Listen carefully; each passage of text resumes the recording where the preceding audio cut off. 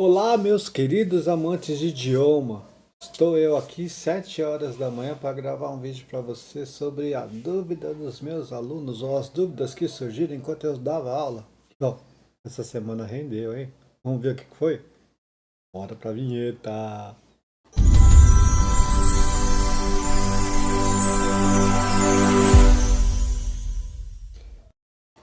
Muito bom, seja bem-vindo ao meu canal. Meu nome é Felipe Kawakami.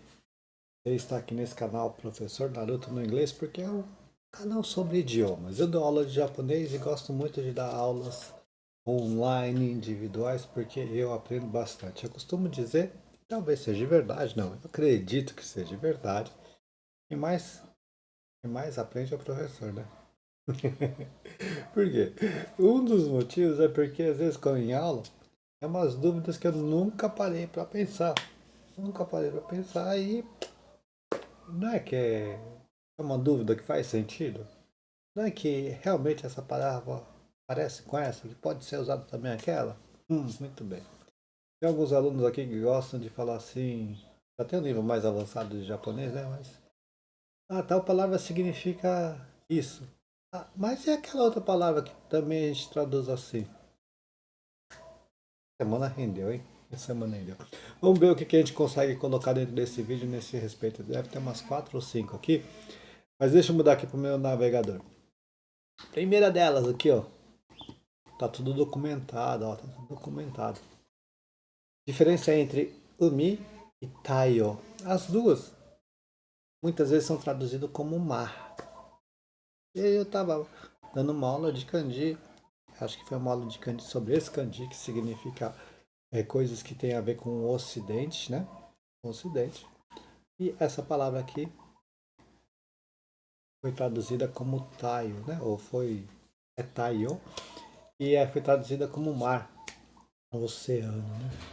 Só que o contexto, né? Ela mora lá no Japão. No contexto do Japão, se falar essa palavra aqui, umi, também significa mar. E aí surgiu a dúvida de qual que seria a diferença. Pesquisei, tá aqui a diferença, tá certo? Umi representa o mar no sentido geral, como está escrito aqui, né? É usado cotidianamente, é uma linguagem mais informal, né? Mais usada para se referir a praias, litorais e atividades marítimas. Ah, eu vou para a praia. Eles não falam eu vou para a praia em japonês, eles falam eu vou para o mar. Vou para o mar. No caso, umi ni ikimasu. Aqui, Itaio transmite a ideia de oceano, mas ó, tem a ênfase nisso daqui, ó. Vasto e imenso, né? Então enfatiza. Opa! Tivemos uma notificação aqui que vai ficar no vídeo. Enfatizando a grandeza e a profundidade do mar. Então, ó, esse daqui é menos comum no uso diário, como está descrito aqui, ou descrito aqui, tá certo? Então, nós temos aqui o contexto de uso. Lembrando que quem preparou essa aula para mim, né, foi o meu professor que eu treino ele, né, meu professor, meu assistente virtual que eu treino ele para ele preparar aulas com o meu método, né? Você quer que eu fale sobre o meu método? Deixa nos comentários que eu falo mais sobre o meu método de ensino e aprendizado de idiomas que eu estou lapidando, validando. Tá ficando bom, hein? Então, aqui, o mi, como nós já dissemos, é a palavra mais comum e versátil. E pode ser aplicado em diversos contextos ligados ao mar. Como eu já disse, né, quando o japonês vai para a praia, ele não diz que vai para a praia, ele diz que vai para o mar. Já Taiyo é empregada para ressaltar a imensidão do oceano, tá certo? Então, é uma linguagem um pouquinho mais poética, mais polida, mais culta, por assim dizer, tá certo? Aqui a função gramatical e cultural está explicando mais ou menos a mesma coisa, tá? Em expressões cotidianas, o mi é o termo preferido. Agora, em poesias ou descrições de viagens marítimas, Taiyo pode ser utilizado, né? Para enfatizar a grandeza, tá certo? Vamos ver alguns exemplos aqui, ó. Umi o miru to kokoro ga yasuragu. Umi o miru to kokoro ga yasuragu. Ao ver o mar, ou quando vejo o mar, esse to aqui, né? Quando vejo, ao ver, se ver, tem uma pegada mais ou menos nesse sentido, tá? Umi é mar, miru é ver. Essa partícula aqui é a partícula do objeto do verbo, né? Ver o que? Ver o mar. Kokoro é o coração em sentido figurativo e yasuragu é acalmar, né? Ficar tranquilo, tá certo? Ficar tranquilo. Tem um erro aqui que a gente já consertou aqui embaixo, né? Então, ao ver o mar, meu coração se acalma. Miu miru to kokoro ga yasuragu. Temos um outro exemplo aqui. Interessante que, como foi o meu assistente virtual que fez essa aula, aqui ó, Roma de, né? Dou instrução para em todas as frases de exemplo que ele usar nesse formato aqui, né? Ajuda bastante. Natsu no umibe de tomodachi to barbecue o shita. No verão fiz um churrasco com os amigos à beira-mar. Então, umibe significa beira-mar, né? É uma palavra composta com dois kanjis, né? Umi e be, que significa a orla, né? Então, umibe, a beira-mar. No verão, né? No verão, tomodachi to, ou seja, com os amigos, barbecue é churrasco, né? Então, fiz um churrasco. Está é o verbo suru no passado, versão informal. Muito bom. Mais uma aqui, ó. Umi de surfing o shite tanoshinda. Né? Umi de surfing o shite tanoshinda. Nós temos aqui umi, né, que é mar, de, indica que alguma ação foi praticada no mar, no caso, surf, né? Surfing, né? Eles pegaram do inglês e acoplaram, colocaram dentro da língua deles, né? E aí se escreve como está destacado aqui em katakana, que são essas letras mais quadradinhas, tá? Usadas para escrever palavras de conteúdo ou palavras que vêm do estrangeiro, tá? Pode ser inglês, pode ser português, pode ser qualquer palavra que vem do estrangeiro, eles colocam dentro do idioma deles, eles escrevem em katakana. Safin Yoshite, ou seja, fiz surf, mas aqui nós colocamos pratiquei surf, tanoshinda, isso foi divertido. Então, eu me diverti praticando o surf no mar. Vamos ver algumas agora com Tayo. Vamos ver que eles aqui já fica uma linguagem mais culta, mais poética, tá vendo? Então, Tayo no koudai na keshiki ni atto sareta. Tayo, o oceano, o mar. Koudai, Kodai vasto, né? Kodai na keshiki. Keshiki é paisagem. Isso daqui, ó, Kodai na keshiki, é uma paisagem vasta, é uma paisagem imensa, né? E ato significa ser impressionado, né? Só que aqui o sareta, esse suru aqui, é o verbo suru na linguagem passiva. Então quer dizer que o sujeito, ou quem está dizendo a frase, ele que recebeu a ação. Então ele ficou impressionado com o quê? Com a paisagem vasta do oceano. Fiquei impressionado com a vastidão do oceano aqui para ficar um pouquinho mais natural em português, tá certo? Uma outra frase aqui, nós temos Taio o kokai suru boken wa michinaru sekai no chousen da. Kokai, esse daqui, ó, kokai, significa. O kanji deles é: o primeiro é de navio, o segundo é de mar. Navio no mar, ou seja, navegar, né? Então, kokai suru é navegar, né? Transforma esse substantivo num verbo. Então, muito provavelmente a navegação vai virar navegar. Boken, aventura. Michinaru, que não se conhece, né?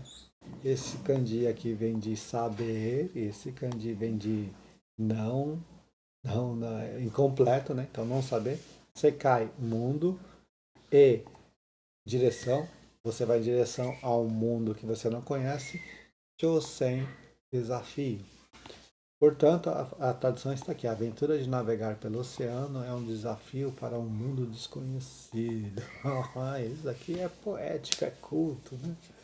Muito bom. Então, nós chegamos assim à primeira diferença aqui, né? E aqui nós temos o resumo, né? Umi é o termo para amar, usado em contextos cotidianos próximos à Terra, tá? É mais usado no dia a dia. E Taio evoca a imagem de um oceano vasto, grandioso, tem um tom literário, épico, é culto, mais culto, tá certo? Mas os dois transmitem a ideia de um corpo de água salgado, mar, tá certo? Muito bom. Então esse foi o primeira dúvida. Vamos para uma segunda dúvida aqui nesse vídeo, que é a diferença entre esses dois verbos aqui, ó. Aku e sku. Se você for ver bem, ó, eles se escrevem da mesma maneira. Aku, sku, ai, dano.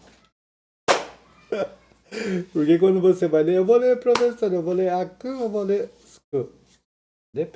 Depende do contexto. E como o japonês ele está acostumado com o contexto das coisas e ele sabe qual dos verbos é mais apropriado para aquele contexto, ele vai ler o verbo correspondente. Nós, não. Mas não fique assim. Você tem eu para te elucidar nesse caso. Eu posso te ajudar, aliás. Estou te ajudando, né? Então vamos lá. Aku significa ficar vazio, tornar-se livre ou disponível. Como diz aqui, é usado para indicar algo, como um espaço, um lugar ou um período, que deixou de estar ocupado. Mais uma notificação. Vai ficar assim, espero que não tenha muito atrapalhado nós. E sku, aqui ó, ficar vazio, né? Sku é esvaziar-se, diminuir em número. Deu para entender a diferença? Enquanto um é ficar vazio, o outro é uma coisa que está cheio, diminuir em número, esvaziar. O outro ficou completamente vazio. Ficou desocupado. Tá certo?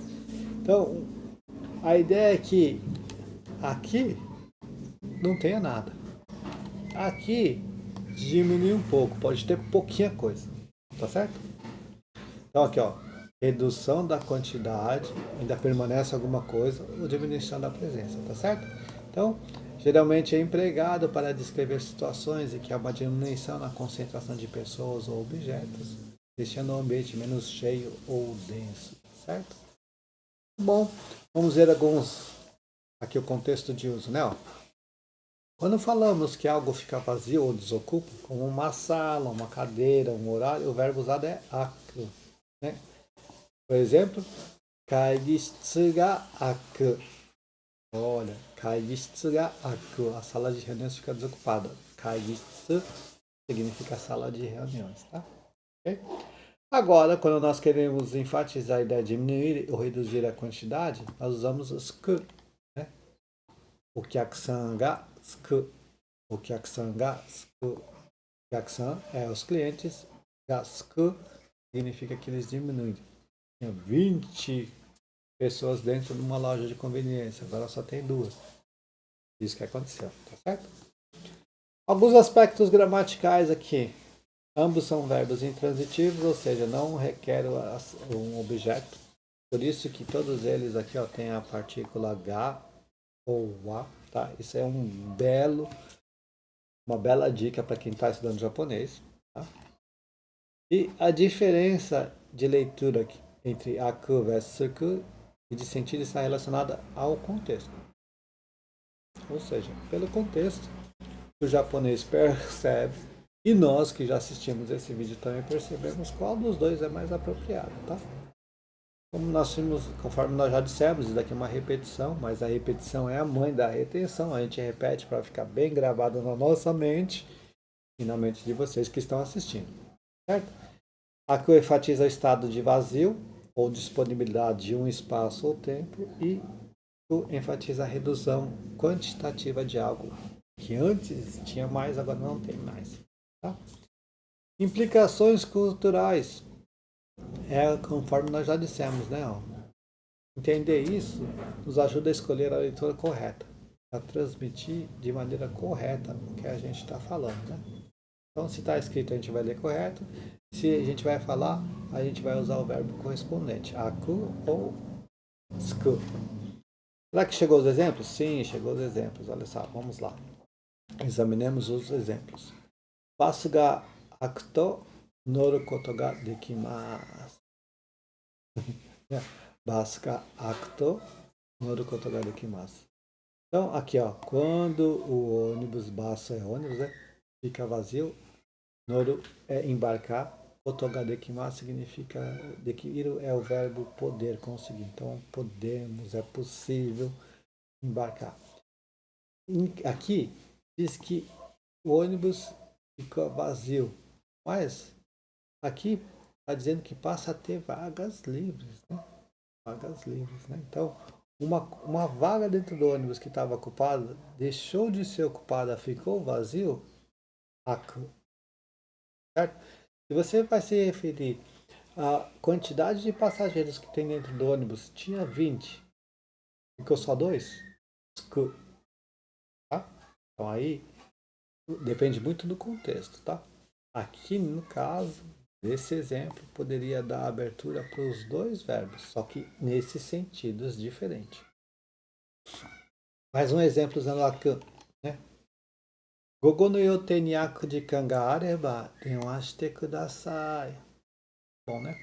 Gogo no yote ni akujikan ga areba, denwashite kudasai, né? Gogo, período da tarde, em inglês é o PM, né? Yote, planejamento, ou planos, ou programação. Akujikan, né? Horário que ficou disponível. Areba, se tiver, denwashite kudasai e me liga no telefone. Certo? Por favor. Então aqui, horário livre, né?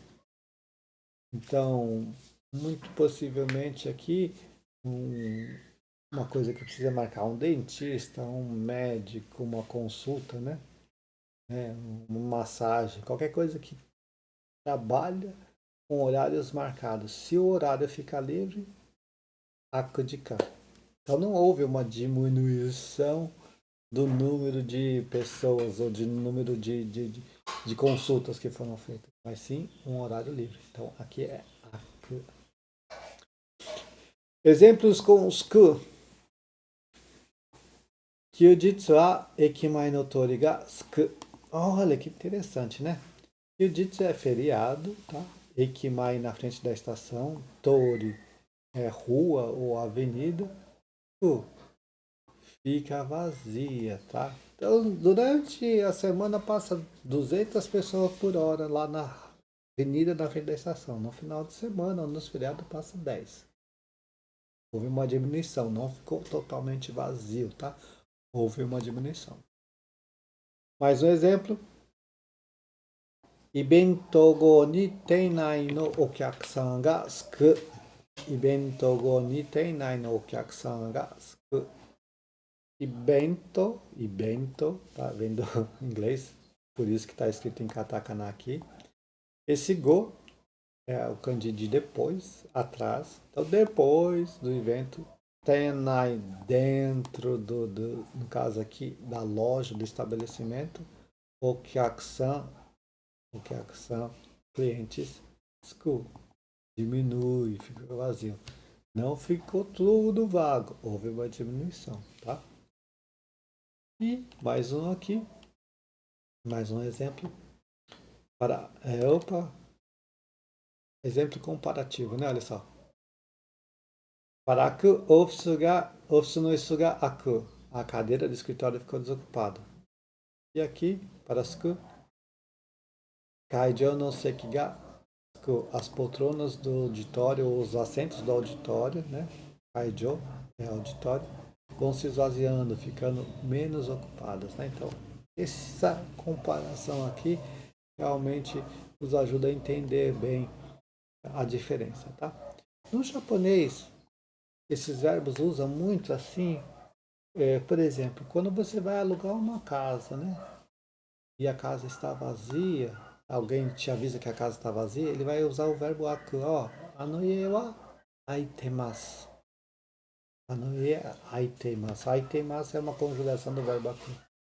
Agora, quando o japonês está com fome, que a barriga dele está ficando vazia, está esvaziando, ele fala onaka ga suitemasu. Ele está falando do verbo suku. Não é que ficou totalmente vazio, mas está esvaziando bem. Então ele precisa comer, tá certo? Então, esse foi a diferença entre aku e suku. Vou ficar por aqui nesse vídeo. Vou voltar aqui só para me despedir de você como um belo e bom educado professor que sou. Mas nós vimos aqui a diferença entre aku e suku. Um significa totalmente vazio, o outro diminuição. Eles são escritos da mesma maneira, tá? São verbos que têm a mesma terminação, por isso tem a mesma conjugação, mas o contexto determina a maneira correta de ler e a maneira correta de falar qual verbo é usado. E também nós vimos a diferença entre o mi e taio, tá? O mi é uma linguagem mais cotidiana, se referindo ao mar, e taio é mais poética, que enfatiza como o mar é vasto, é imenso, tá certo? Espero que você tenha gostado, ó. Fica à vontade para dar seu comentário, se isso te ajudou. Fica à vontade para compartilhar, fica à vontade para se inscrever no canal. O canal não é meu, é nosso. E dá o like aí se você gostou, tá?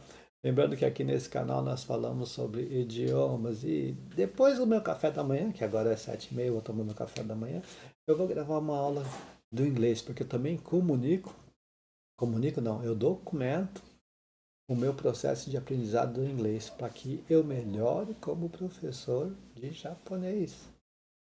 Ter um ponto de vista do aluno pode me ajudar bastante nesse sentido. Mas eu estou vendo, minha esposa está lá, fazendo meu cafezinho, vou lá encher a barriga e depois eu volto aqui para gravar uma outra aula de inglês, tá certo? Mas tamo junto. Eu nem sei mais. Até a próxima. Vou falar só em português dessa vez. Não vou falar nem em japonês nem em inglês. Até a próxima. Nos vemos. Tamo junto. Vinhetando.